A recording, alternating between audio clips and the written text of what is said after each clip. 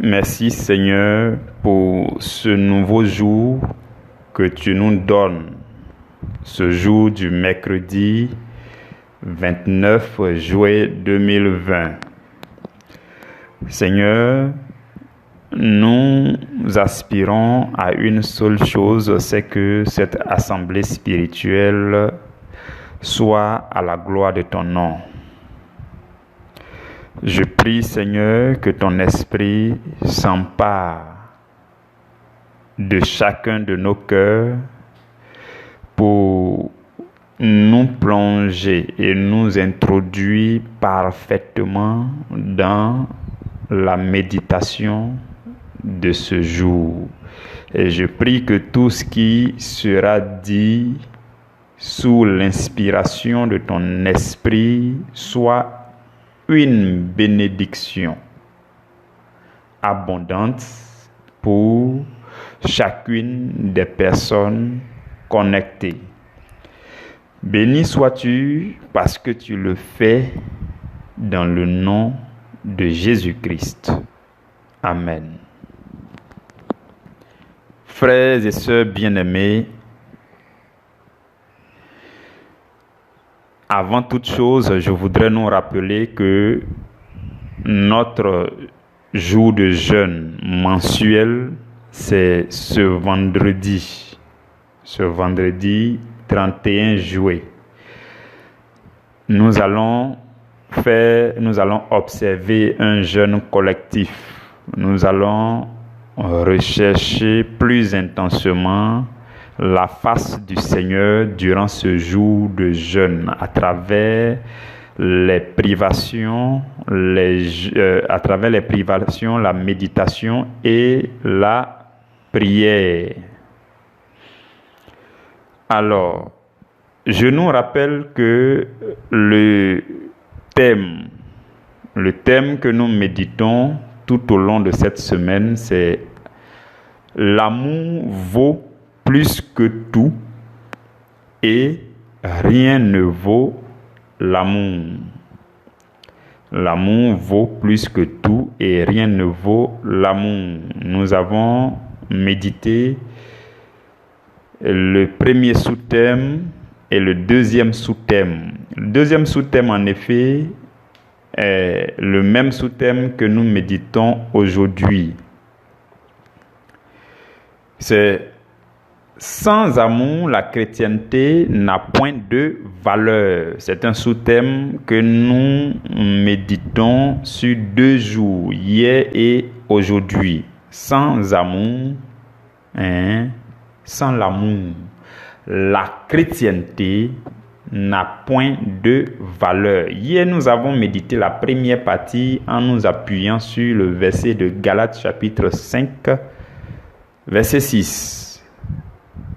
Et le Seigneur nous a instruits sur le fait que ce ne sont pas tant de signes dans notre vie qui sont les signes de l'alliance que nous avons avec Dieu en Jésus-Christ.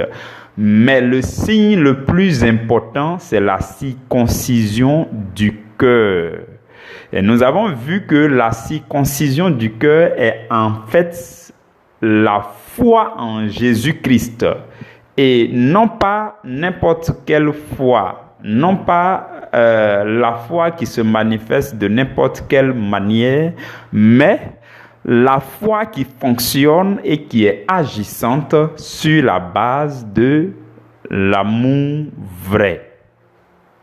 C'est ce que nous avons vu hier. Je rends grâce à Dieu pour ce temps.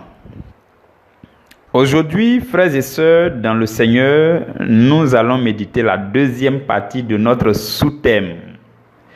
Et avant toute chose, je voudrais vous dire quelque chose.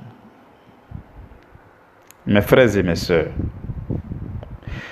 ouvrez les yeux, regardez, observez, et vous verrez que le manque d'amour est le principal blocage dans la vie de plusieurs personnes.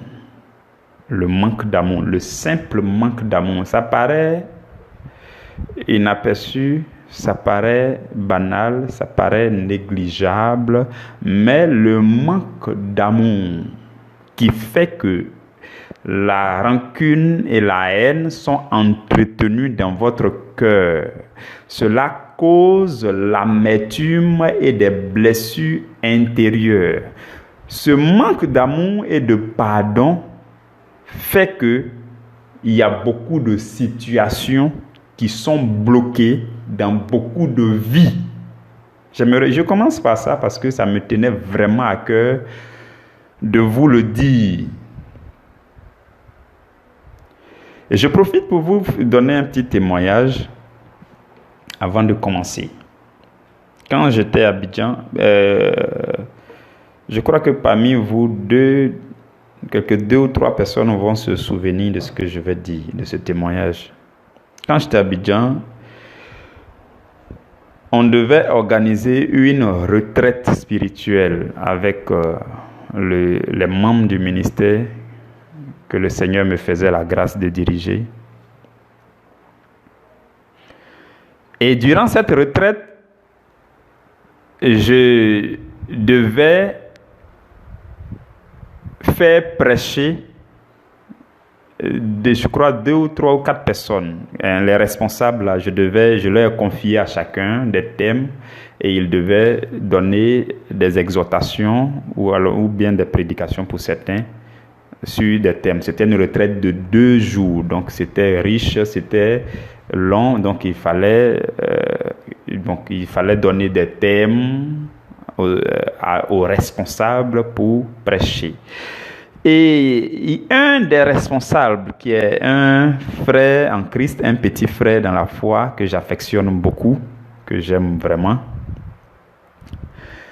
il avait un sérieux problème avec son père. Un sérieux problème.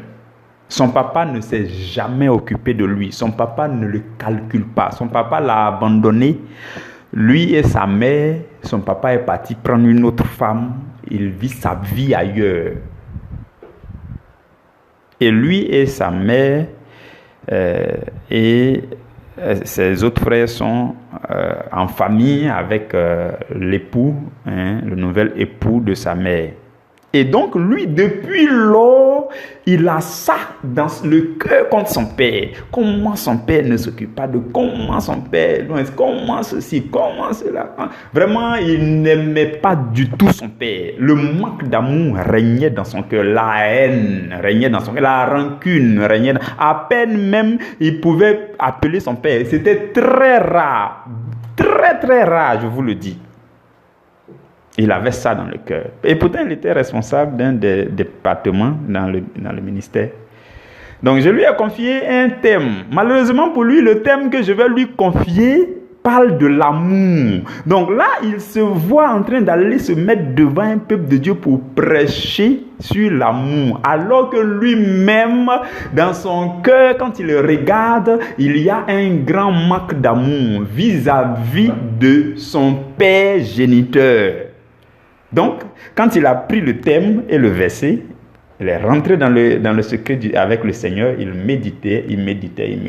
Le Seigneur va lui parler pour lui dire, s'il faut qu'il parte prêcher, il doit régler certains boulons en lui-même. Et il doit corriger. Parce que tu ne peux pas aller prêcher, alors que toi-même, là, il y a des problèmes ici à ton niveau. Donc, il a été confronté à ça. Sa conscience l'a dérangé. Donc, qu'est-ce qu'il va faire avant la retraite? La retraite était prévue pour, je crois, un samedi matin très tôt. Avant la retraite, il prend le téléphone, il rassemble toutes ses forces. Il rassemble ses forces résiduelles contre sa propre volonté, contre lui-même. Oh, c'est comme si c'était un gros poids qu'il ramassait. Il ramasse tout ça, il rassemble tout ça, il prend son téléphone, il appelle son père. Il prend tout son courage pour dire à son père que vraiment, il voudrait le rencontrer, qu'en réalité, il voudrait le voir, et pour en tout cas pour apprendre à l'aimer, ceci, cela, tout ça. Il a appelé et le courant a commencé à passer entre lui et son père le même jour. C'était difficile, mais il l'a fait à cause du Seigneur. Souvent c'est amer, souvent c'est dur, mais tu le fais à cause du Seigneur. On appelle ça l'obéissance. Et quand il l'a fait, suivez très bien son témoignage. Quand il l'a fait, on est parti à la retraite. Il a pris le thème, il a prêché. À la fin du thème, il a rendu le témoignage. Voilà pourquoi il dit à certains d'entre vous qui vont se souvenir. Parce que ce jour-là, il a parlé de ça. Et il va compléter son témoignage pour dire que le même jour, lui qu'on appelait très rarement pour aller faire entretien d'embauche là, le même jour, il a reçu 2 coups de fil où on lui a dit de venir le lundi suivant pour venir faire entretien. Et il a profité pour rendre le témoignage pendant qu'il était en train de prêcher. Et par la suite même, il a été retenu, il a travaillé dans l'entreprise en question. C'est dernièrement qu'il a été débauché par une autre entreprise. Donc, le fait, qu'est-ce que je vais vous dire? Le manque d'amour qui était dans son cœur avait bloqué beaucoup de choses. Il a rendu ce témoignage ce jour-là, c'était vraiment édifiant. Et j'ai dit au Seigneur, mais c'est vrai que je connais sa vie, mais ce n'était pas par hasard que je lui ai confié le thème à prêcher. C'était le Saint-Esprit, c'est l'œuvre du Saint-Esprit. Le Saint-Esprit me dit, c'est vrai, il y a plusieurs thèmes, tu as distribué des thèmes aux responsables, mais celui-là, il faut lui donner le thème qui parle de l'amour, parce que je vais utiliser ce thème-là pour corriger son cœur. Parce qu'il y a une grosse bénédiction que j'ai prévue pour lui. Il y a un emploi, un entretien d'embauche qui est suspendu sur sa tête. Et ça ne doit tomber que si le manque d'amour-là est comblé par un appel téléphonique vers son père. Et quand il l'a fait, c'était beau, c'était magnifique. J'ai dit, waouh Seigneur. Et j'ai compris à quel point le manque d'amour peut créer des blocages sur des années dans la vie de quelqu'un. Aujourd'hui, nous allons lire 1 Corinthiens chapitre 13, versets 1 à 3. C'est un texte vraiment dur. C'est un texte qui est dur. Quiconque voulait contester contre l'amour, ce texte que nous allons lire ferme sa bouche tout de suite. Lisons ensemble. 1 Corinthiens chapitre 13, versets 1 à 3. Je lis la parole du Seigneur. Quand je parlerai les langues des hommes et des anges, si je n'ai pas l'amour, je suis un airain qui résonne ou une cymbale qui retentit. Et quand j'aurai le don de prophétie, la science de tous les mystères et toute la connaissance, quand j'aurai même toute la foi jusqu'à transporter des montagnes, si je n'ai pas l'amour, je ne suis rien.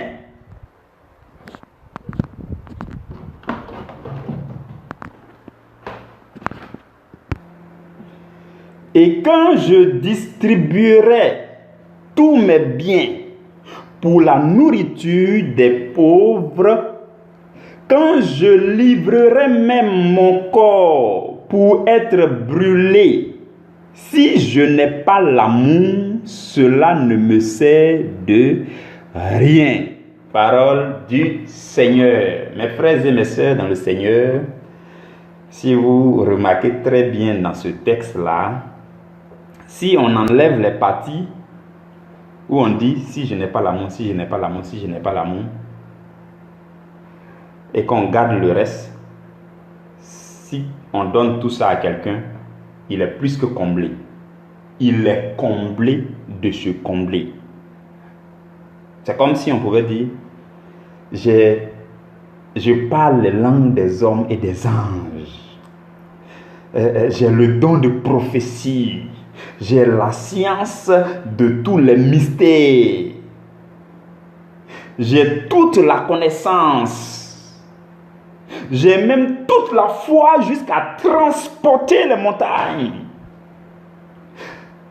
Je distribue mes biens aux pauvres. Et mon corps, même je peux donner pour être livré. Bon, je laisse cette dernière partie. Mais ce que je veux dire, C'est que toutes les parties qui parlent des bienfaits spirituels, des bonnes choses spirituelles, le fait de parler la langue des hommes, le fait d'avoir les dons de prophétie, la science de tous les mystères, la connaissance, la foi qui transporte les montagnes, le fait d'avoir tout ça. Mes frères et mes sœurs, si on n'ajoutait pas, s'il me manque l'amour, s'il me manque l'amour, si je n'ai pas l'amour, si je n'ai pas l'amour, si on n'ajoutait pas tout ça, nous avons en face de nous une personne comblée. Mais, malheureusement, la Bible ajoute quelque chose qui vient comme pour tout gâcher. Pour tout gâcher parce que sans ce quelque chose-là, tout ce que vous aurez, malgré tout cela, vous n'êtes rien. On va aller pas à pas. Que dit le verset 1? Le verset 1 dit: quand je parlerai les langues des hommes et des anges. Mes frères et mes soeurs, nous on connaît le parler en langue. Nous on fait les rico dabraganiko shabaringade. Nous on connaît le parler en langue. Parler en langue là, on sait que c'est un langage spirituel. On sait que les anges aussi sont spirituels, mais bon, on n'a pas entendu que le parler en langue c'est la langue des anges. Mais on connaît aussi la langue des hommes, on connaît les vraies langues, les belles langues. Le lingala par exemple, si je l'aime bien parce que ça chante bien et c'est beau, même quand tu parles, nous on dirait que tu es en train de chanter. Donc il y a des belles langues des hommes. La Bible dit, si tu veux, il faut parler toutes les langues des hommes. Si tu veux, il faut parler espagnol, le latin. Au-delà de ça, il faut parler les langues les plus excellentes qui ressemblent aux langues des anges. Il faut parler tout ça. La Bible dit quelque chose qui doit attirer notre attention. C'est que si je n'ai pas l'amour avec tout cela, je suis un airain qui résonne. Un airain qui résonne là. L'airain, c'est un métal. Et quand tu tapes sur un métal là, ça fait boum, boum, boum, boum. Chez nous, on dit c'est le tonneau vide qui fait beaucoup de bruit. Ça veut dire que toi, ton bruit, tu fais dans le parler en langue, toutes les langues que tu maîtrises, tout ton bruit là, c'est parce que tu es vide de l'amour que tu fais tout ce bruit. Il dit une cymbale qui retentit. Donc tout ton bruit, d'histoire de langue, langage anglais, philosophie, français, soutenu, maîtrisé, élevé que tu fais là, c'est zéro. La Bible dit si tu veux, il faut avoir tout ça, c'est zéro. Il faut être éloquent, l'éloquent des éloquents. C'est zéro si tu n'as pas l'amour. Le texte d'aujourd'hui, on appelle ça verset ferme-bouche. Si quelqu'un voulait contester contre l'amour aujourd'hui là, nous méditons. C'est la Bible qui est en train de nous fermer tous la bouche. La Bible nous ferme tous la bouche. Dans Romains chapitre 3, verset 4, Paul dit quelque chose. Il dit que Dieu soit reconnu pour vrai et que les hommes soient reconnus pour menteurs. Non, si on pouvait dire la même chose, que l'amour soit reconnu pour vrai et que tout homme soit reconnu pour menteur. Donc que tout homme ferme la bouche, que tout homme se taise et qu'on contemple ce texte qui est en train de s'exprimer fermement pour nous dire que peu importe notre niveau d'excellence et de connaissance, si nous n'avons pas l'amour, nous sommes une cymbale qui retentit, nous sommes comme vides, dépourvus de la meilleure des choses.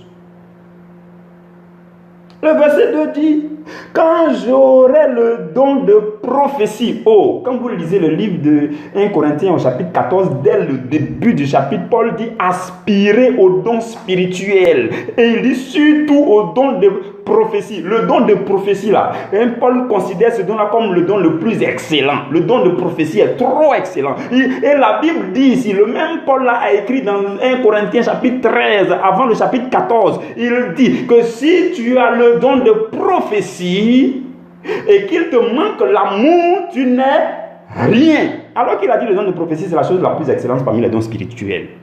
Il dit s'il te manque l'amour avec le don spirituel, avec le don de prophétie, tu n'es rien. Le don de prophétie, là, quand on lisait 1 Corinthiens chapitre 14, au verset 3, la Bible dit que celui qui prophétise, il fait quoi? Il parle aux hommes. Donc la prophétie s'adresse aux hommes. Une prophétie s'adresse aux hommes. Et c'est quoi la prophétie? La prophétie, c'est une parole venant de Dieu que tu donnes aux hommes sous inspiration du Saint-Esprit et qui les édifie, qui les exhorte et qui les console. Avec les trois éléments, on a la prophétie. Si vous libérez une parole prophétique sur quelqu'un, une parole inspirée, basée sur la parole de Dieu, vous libérez cette parole sur quelqu'un et ça édifie la personne, ça exhorte la personne, ça console la personne, voici une prophétie. Et la Bible appelle ça le don excellent.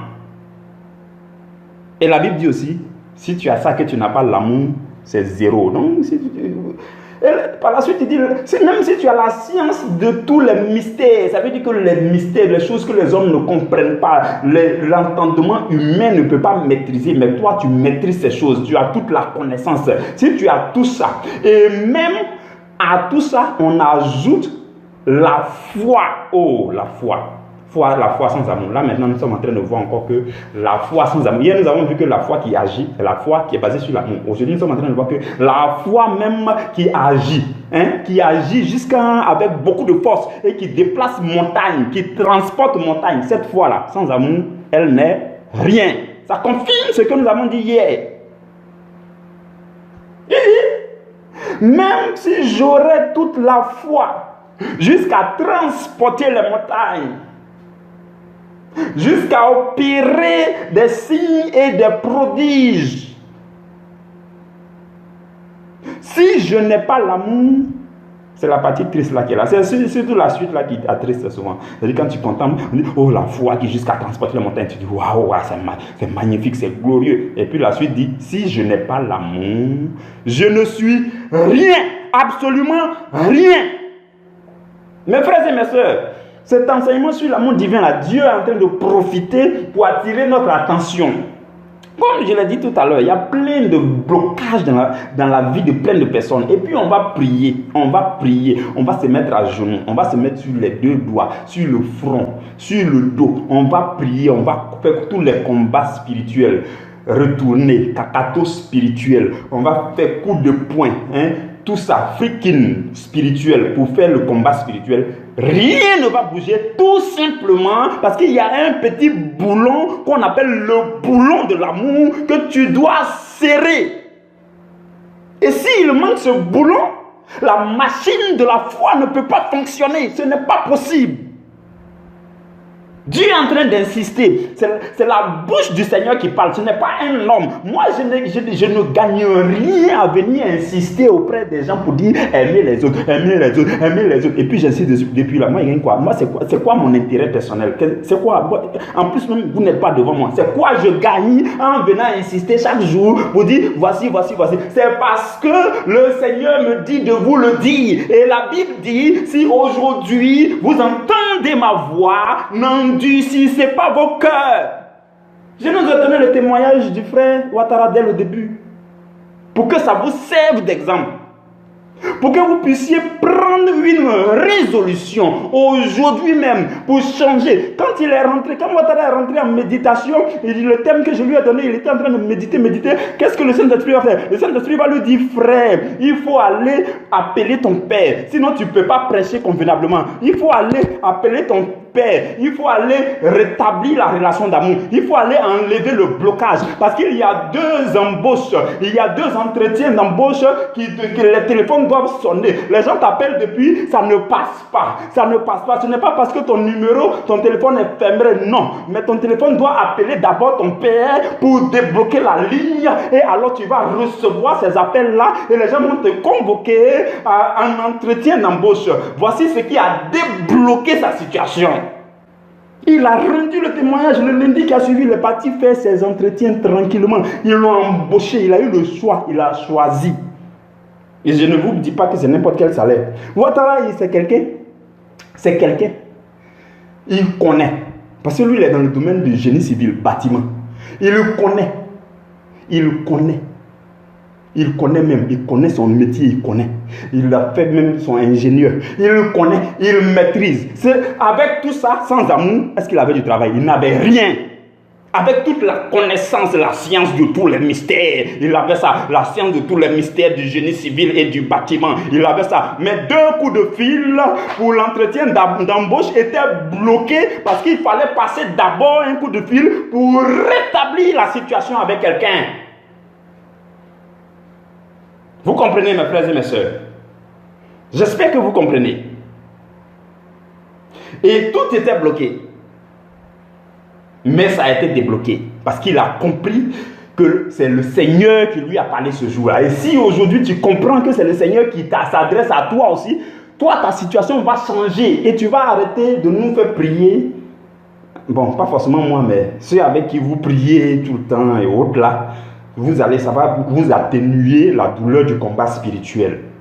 Vous comprenez? Quoique vous devez continuer le combat spirituel parce que Satan a besoin qu'on le combatte, même s'il n'y a rien. Comme je nous l'ai déjà dit, la véritable vie chrétienne là, ce n'est plus lorsqu'on se débat, c'est quand on combat. Le vrai chrétien là, il combat, il ne se débat pas. C'est-à-dire, il n'attend pas quand l'ennemi l'attaque, alors il se débat. Non, non, non. Il se lève, tout va bien sur lui, tranquillement, il se lève, il rentre en combat spirituel. Et Satan lui-même dit, mais lui, il sort d'où? Je ne l'ai pas attaqué, et puis il m'attaque. C'est ça le chrétien. C'est pas quand tu vas avoir problème que tu vas aller commander. Non, non, notre combat spirituel doit se faire de façon délibérée parce qu'on travaille pour le royaume. Et parce que nous sommes des soldats, un soldat doit combattre, pas se débattre. Vous comprenez? Et la Bible dit, si tu veux, il faut être trop généreux. Ça dit que tu dis non, moi, je suis le gars, je fais action sociale, je visite les orphelinats, je distribue tous mes biens, hein, comme le jeune homme riche là. Jésus lui a dit, il va distribuer tous ses biens. Lui, il a eu du mal à le faire. Mais toi, même si tu n'as pas eu du mal à le faire, et que tu prends tous tes biens, tu t'en vas distribuer aux pauvres. Et même au-delà, si tu veux te donner pour être martyr, tu donnes ton corps pour être brûlé au feu. Est-ce que vous comprenez même comment il est allé progressivement pour dire même que peu importe le sacrifice que tu vas faire sur cette terre, peu importe le don de soi que tu vas faire, si ce n'est pas sur la base de l'amour là, tu n'es rien. Il termine par dire, si je n'ai pas l'amour, cela ne me sert de rien. Le mot rien là, oh, c'est fatigant.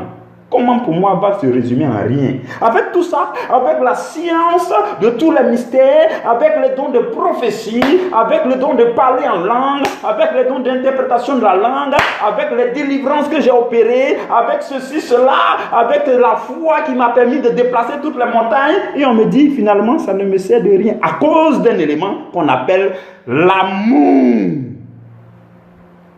Vous comprenez, hein, mes frères et mes sœurs? Et je voudrais que vous remarquiez quelque chose. Dans ce texte-là, l'apôtre Paul emploie le mot je. Là, je vous interpelle tout de suite. Le plus souvent, quand on prêche, les gens écoutent parce qu'ils veulent que quelqu'un d'autre change. Non, c'est toi qui dois changer.